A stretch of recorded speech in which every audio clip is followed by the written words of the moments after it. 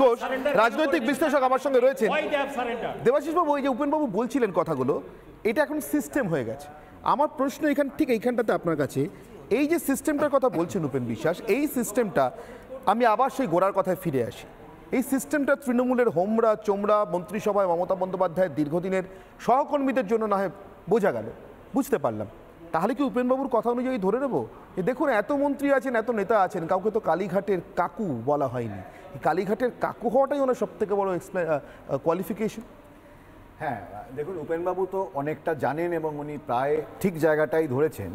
আমি সেই সূত্র ধরেই বলতে চাইছি যে দেখুন, এই যে কয়লা, বালি, গরু, আবাস, শিক্ষা, রেশন, এগুলোকে যদি আমি সমস্ত খাল, বিল, নদী ধরি, এই সমস্ত জলগুলো গিয়ে যে জায়গাটা জমা হয়েছে এবং যে ফ্লাডগেটটা খুললেই আমরা সেই মহাপরিক্রমী বা সেই প্রভাবশালী নেতাকে খুঁজে পাবো, সেই ফ্লাডগেটটাই কিন্তু যে পারসেপশনটা আমাদের এতদিন ধরে হয়েছে, সেই ফ্লাডগেটেই দাঁড়িয়ে আছেন এই কালীঘাটের কাকু বা সুজয় কৃষ্ণ ভদ্র, যেই নামই ডাকুন না কেন।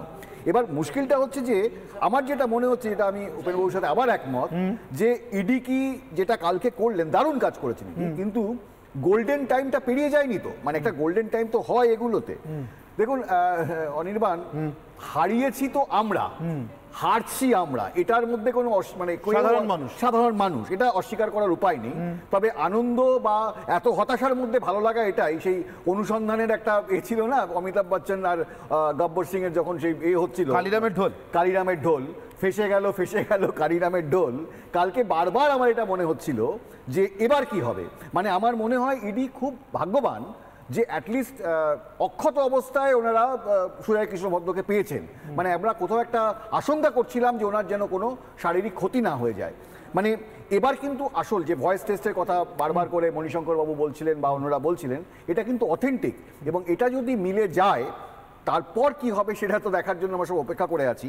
আর শেষ আমি একটু যোগ করবো অনির্বাণ, ডাক্তারবাবু একটা কথা বলছিলেন, মণিশঙ্করবাবু একটা কথা বলছিলেন।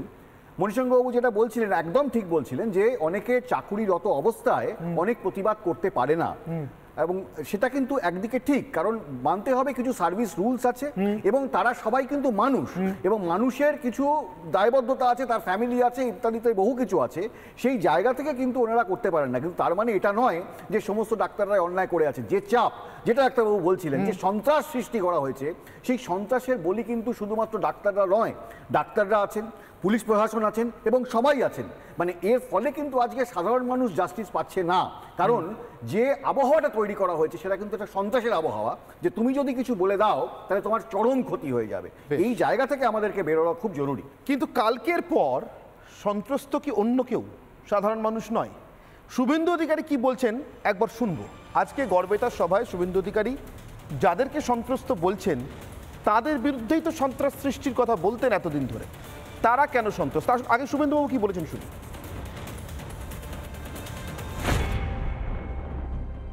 50 পেরিয়ে গেছে, শুধু লিপস এন্ড বাউন্সের তো 600 কোটি টাকার সম্পত্তি, দুটা বাড়ি ডিট্যাক করেছে লিপস এন্ড বাউন্স, এবং দুটো বাড়ি হচ্ছে প্রাসাদ। আমি ইডিকে বলবো তাড়াতাড়ি অকশন করুন, আমার হাতে লোক আছে, বাড়িটা কিনবে, আর বাড়িটা কিনে একটা অনাথ আশ্রম তৈরি করবো। কাকুতেই কাল রাত্রে ধোঁয়া বেরিয়ে গেছে, বেশি ঘুমায়নি, 4:30 অব্দি আলো জ্বলছে বাড়ি। শুধু কাকুর ভয়েস এত ফোন করেছে মমতা ব্যানার্জি আর ভাইপো কাকুর সঙ্গে, সব খেলা শেষ, শুধু সময়ের অপেক্ষা। গোটা ব্যানার্জি বংশ চোরের বংশ, স্বগোষ্ঠী ভিতরে যাবে, আর সেদিন পশ্চিম বাংলায় আরেকটা অকাল দেওয়ালি হবে। প্রস্তুত তো? সুজয় কৃষ্ণ ভদ্র